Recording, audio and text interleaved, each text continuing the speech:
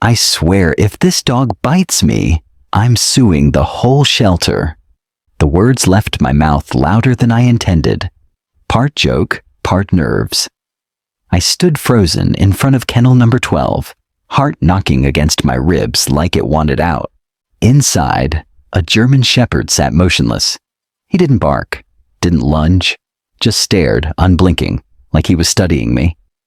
A janitor nearby, Ms. Harris, paused her sweeping and looked over. "He won't bite?" she said, her voice calm and certain. "He's just different." That word echoed. Different. In shelter speak, it usually meant damaged, rejected, forgotten. The dog's fur was rough, a mix of gold, white, and gray, tangled around his large frame like armor against the world. One eye was clouded, the other still bright with something old and sharp. Not menace, memory. I took a breath and stepped closer. No growl, no movement, just that watchful stare. "What's his name?" I asked. Miss Harris shrugged. "Tag says Max. No microchip, no backstory. Just a name. Maximum." It felt too soft for a dog like him. He looked more like a ghost, or a titan. But I wasn't there to rename anyone. I was there because my sister had spent months nudging me toward this visit.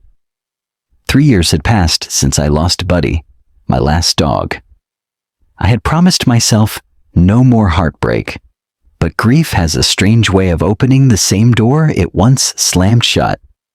I crouched slowly. "Hey, Max." He didn't react. Ms. Harris offered me a tight smile and walked off, giving me space. In that moment of stillness, I noticed the tag hanging from his old collar. A brass circle, dull with age. I leaned closer and turned on my phone's flashlight to read it. The words were scratched, but still legible. "If you're reading this, I was loved once." My breath caught in my throat. The kind of message you leave when you have nothing else to leave behind. "Come on, Max," I whispered. "Let's get you out of here." He didn't move, but something in his eyes flickered, a crack in the wall. Miss Harris returned, keys jingling. "You sure?" I nodded. "He's the one."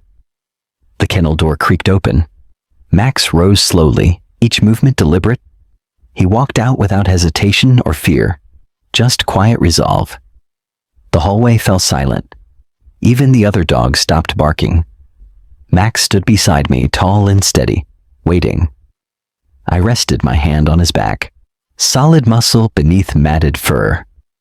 He didn't flinch, just a gentle wag of his tail against my leg, like a question. Outside, the wind was sharp, the kind that cut through coats and thoughts. I opened my car door. "Up you go," I said. Max paused, assessing the situation. Then, with surprising grace, he climbed in and curled into a tight ball on the passenger seat. Like he'd done it before, like he remembered. Back home, Max explored in slow circles, every corner met with a cautious sniff. When he reached Buddy's old bed, he paused. "It's yours now," I told him. He circled once, then collapsed with a long, weary sigh. That night, he didn't bark. He didn't whine. He simply slept. The days blurred together. Max never begged, never barked. He followed me like a quiet shadow, loyal without needing to be told.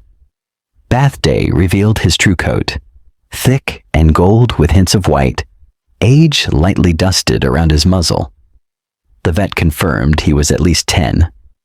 "He's been through a lot," she said, listening to his heart. "But he's a fighter."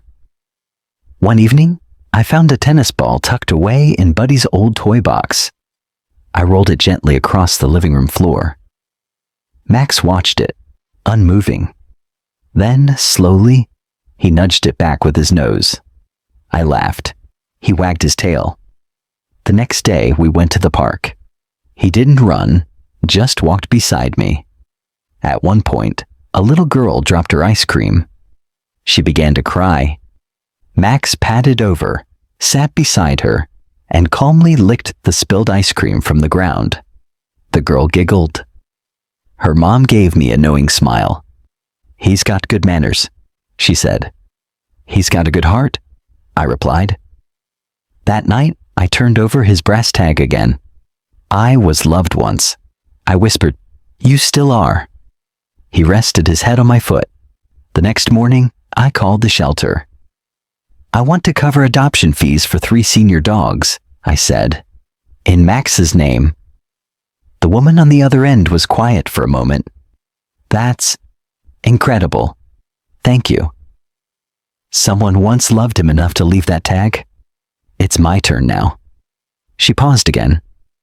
"We just got in a 12-year-old beagle. No name, no tag. Think someone like you will come for him too?" I smiled. "I hope so." Max looked up at me, as if he understood. Maybe he did. Some dogs don't need words to say thank you. He stood, stretched, and walked over, resting his head in my lap. Not to ask for anything, just to be close. I scratched behind his ears. "Let's take a walk, buddy. There's more love left to give."